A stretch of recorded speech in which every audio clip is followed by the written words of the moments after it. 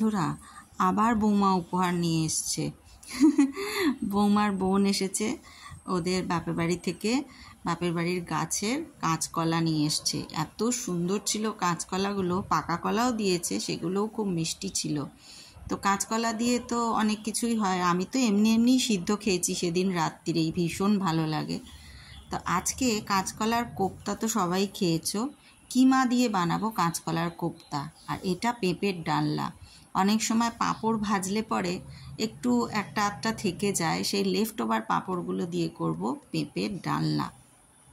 তো প্রথমেই কাঁচকলাটা আলুটা একটু নুন হলুদ দিয়ে আর তার মধ্যে পাঁঠার কিমাটা দিয়ে সিদ্ধ করে নিয়েছি প্রেসার কুকারে। আর দেখো এদিকে আমার পাঁপড়ের ডালনা প্রায় রেডি।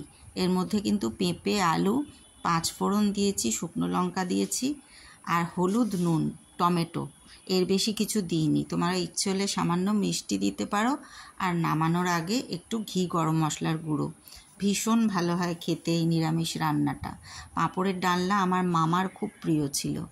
আর কাঁচকলা আলুগুলো নুন হলুদ দিয়ে সেদ্ধ করে নেওয়ার পর কিমা সহ সেটাকে একটু ঠান্ডা হতে দিয়েছি। আর স্টক যেটা বেরিয়েছে সেটা কিন্তু রেখে দিয়েছি, ওটা কিন্তু ঝোল যখন ফুটবে তখন দেব। এবার এগুলোকে বেসন দিয়ে আর অল্প একটু ময়দার গুঁড়ো দিয়ে নুন মিষ্টি দিয়ে খুব ভালো করে মেখে নেব।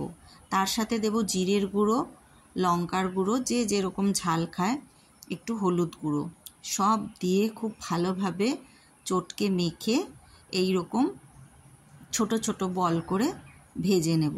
কাঁচকলার কোপ্তাটা এরমভাবেই হয়, কিন্তু শুধু এর মধ্যে মাংসের কিমাটা থাকে না। আর যেহেতু আমি মাংসর কিমা দিয়েছি, একটু আদা রসুন আর পেঁয়াজের পেস্টও দিয়েছি। পেঁয়াজটা ওই পেঁয়াজ ঘষুনিতে কুড়িয়ে যে রসটা সেটাও দিয়েছি। আর এইটা করেছি মশলা।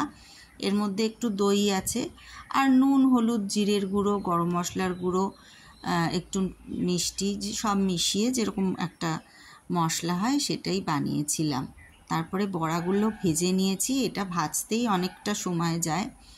আর তার ওপর দিয়ে এই যে গ্রেভিটা তৈরি করেছিলাম সেই গ্রেভিটা ছড়িয়ে দিয়েছি।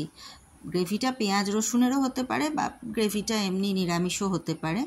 আর ওপরে যখন গ্রেভিটা ছড়াবো, একটুখানি ময়দা সেই গ্রেভিটার মধ্যে মিশিয়ে নিলে, মানে যখন মশলাটা রেডি করছি সেইটা দিয়ে গ্রেভিটা বানালে একরকম মালাইদার হবে খেতে। আর দেখতেও দেখো কি সুন্দর হয়েছে। তাহলে একটা নতুন আইটেম শেখালাম, কেমন লাগলো জানিও।